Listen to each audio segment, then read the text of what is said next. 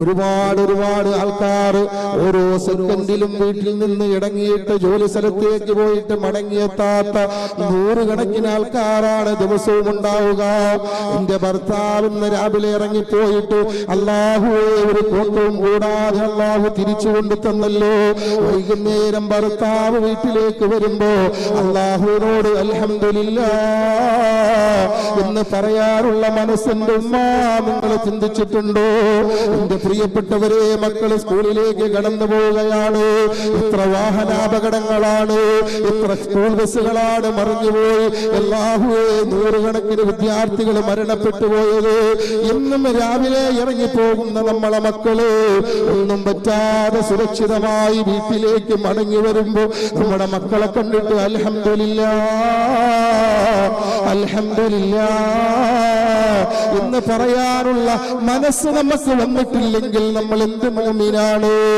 എന്റെ പ്രിയപ്പെട്ടവരെ, നമ്മൾ അല്ലാഹുവിനെ തിരക്കുന്നത് 50 വയസ്സ് കഴിയുമ്പോഴാണ്. നമ്മൾ ചിന്തിക്കുന്നത് കുറെ പ്രായം കഴിയുമ്പോ പള്ളിക്കകത്തേക്ക് ഇഅ്തികാഫിരുന്ന് തസ്ബീഹ് മാലയും മറിക്കുമ്പോ സ്വർഗ്ഗം അല്ലാഹുവിന്റെ വീട്ടിന്റെ ഉള്ളിലേക്ക് കൊണ്ടുതരുമെന്ന് മൂഢമായ ചിന്തയിലൂടെ ജീവിക്കുന്ന മനുഷ്യ, നിങ്ങളൊന്ന് തിരിച്ചറിയുക. നിങ്ങളുടെ പരിസരത്ത് കിടക്കുന്ന പള്ളിക്കാട്ടി കിടക്കുന്ന ആയിരക്കണക്കിന് കബറാളുകൾക്ക് നീറുന്ന കോടി സങ്കടങ്ങൾ, കബറിന്റെ ഉള്ളിലെ സങ്കടങ്ങൾ എന്റെ പ്രിയപ്പെട്ട ഉമ്മ നിങ്ങളോട് പറയാനുണ്ട്. പക്ഷേ കേൾക്കാൻ അല്ലാഹു തൗഫീഖ് തന്നിട്ടില്ല. എത്രയോ വിലാപങ്ങളാണ് ഓരോ സെക്കൻഡും ഈ കിടക്കുന്ന കബറിന്റെ ഉള്ളിൽ നിന്ന് പൊങ്ങി വരുന്നതെന്നറിയുമോ?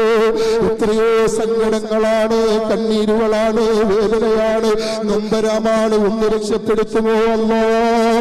എന്റെ മക്കളൊന്ന് ഫാത്തിഹ ഓതിയിരുന്നെങ്കിൽ, എന്റെ മക്കളൊന്ന് ദുആ ചെയ്തിരുന്നെങ്കിൽ, എന്റെ മക്കളൊന്ന് അല്ലാഹുവിന്റെ മാർഗത്തിന് വേണ്ടി അല്ലാഹുവിന്റെ പള്ളിക്കൊരു 100 രൂപ കൊടുത്തിരുന്നെങ്കിൽ റബ്ബേ, എന്നുകൊണ്ട് കഷ്ടപ്പെട്ടുകൊണ്ട് കിടക്കുന്ന, ആഗ്രഹിച്ചുകൊണ്ട് കിടക്കുന്ന 100 കണക്കിന് കബറാളുകളുടെ മുന്നിലാണ് നിങ്ങൾ ഇരിക്കുന്നതെങ്കിലും നാളെ നിങ്ങളെയും ഇവിടെയാ കൊണ്ടുവെക്കുന്നത്.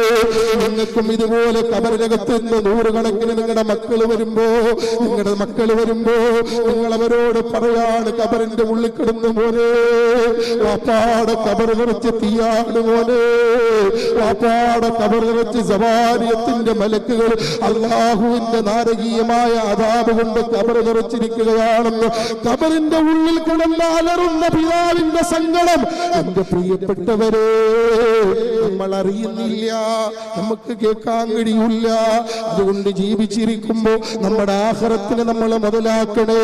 അല്ലാഹുവിന്റെ ഔലിയാക്കളിലേക്ക് ഉയർന്നു പോകാനുള്ള മനസ്സ് എന്റെ പ്രിയപ്പെട്ടവരെ നമ്മൾ മറന്നു പോകാതെ കൊണ്ടുനടക്കണേ. അതുകൊണ്ടാണ് ഔലിയാക്കളിൽ പെട്ടുപോയവർക്ക് സങ്കടമില്ലാത്തത്. അതുകൊണ്ടാണ് എനിക്ക് ദുനിയാവിലൊന്നും വേണ്ട, എന്റെ റബ്ബല്ലാതെ ഒന്നും എനിക്ക് വേണ്ട, എന്റെ റബ്ബിനെ ഒന്ന് കണ്ടാ മതി. അല്ലാഹുവിന്റെ ഔലിയാക്കൾ ഇബാദത്ത് ചെയ്യുന്നത് എങ്ങനെയെന്നറിയുമോ? നമ്മളൊന്ന് നിസ്കരിച്ചാൽ, നോമ്പ് പിടിച്ചാൽ, 1 രൂപ ദാനം കൊടുത്താൽ നമ്മൾ ചിന്തിക്കുന്നത് സ്വർഗ്ഗപരദീസ റബ്ബ് നമുക്ക് തരുമല്ലോ എന്നുള്ള ചിന്തയാണെങ്കിൽ അല്ലാഹുവിന്റെ ഔലിയാക്കൾ ഇബാദത്ത് ചെയ്യുന്നത് അങ്ങനെയല്ല. അല്ലാഹുവിന്റെ ഔലിയാക്കൾക്ക് സ്വർഗ്ഗത്തിന് വേണ്ടിയല്ല. അല്ലാഹുവിന്റെ ഔലിയാക്കൾ ഇബാദത്ത് ചെയ്യുന്നത് അല്ലാഹുവിനെ ഒന്ന് കാണാനുള്ള മോഹമാണ്. എന്റെ പ്രിയപ്പെട്ടവരെ, വിവാഹപ്രായം കഴിഞ്ഞ്, വിവാഹം നടന്നു കഴിഞ്ഞ് 2 മാസം 3 മാസം കഴിഞ്ഞ് ഗൾഫിൽ പോകുന്ന ഒരു ഭർത്താവ് ഭാര്യ ഗർഭിണിയാണെന്നറിഞ്ഞ് 1 വർഷം കഴിയുമ്പോ, ഭാര്യ പ്രസവിച്ച് കഴിയുമ്പോ അവിടെ മനസ്സിന്റെ ഉള്ളിൽ ആഗ്രഹങ്ങളും വേവലാതികളും പൊട്ടുവാണ്. എന്റെ പൊന്നുമോളെ ഒന്ന് കാണാൻ, എന്റെ പൊന്നുമോനെ ഒന്ന് കാണാൻ ഒരവസരം കിട്ടിയിരുന്നെങ്കിൽ അല്ലാഹ് എന്ന് ദുആ ചെയ്യാത്ത സമയമുണ്ടാകില്ലെങ്കിൽ എന്റെ പ്രിയപ്പെട്ട ഉമ്മ, നമ്മളെ ജനിപ്പിച്ചിട്ട് ഒരു കോട്ടവും തരാതെ സമ്പത്തും സൗഭാഗ്യങ്ങളും കൊട്ടാരവും കാറുകളും എല്ലാ അനുഗ്രഹങ്ങളും വാരിക്കോരി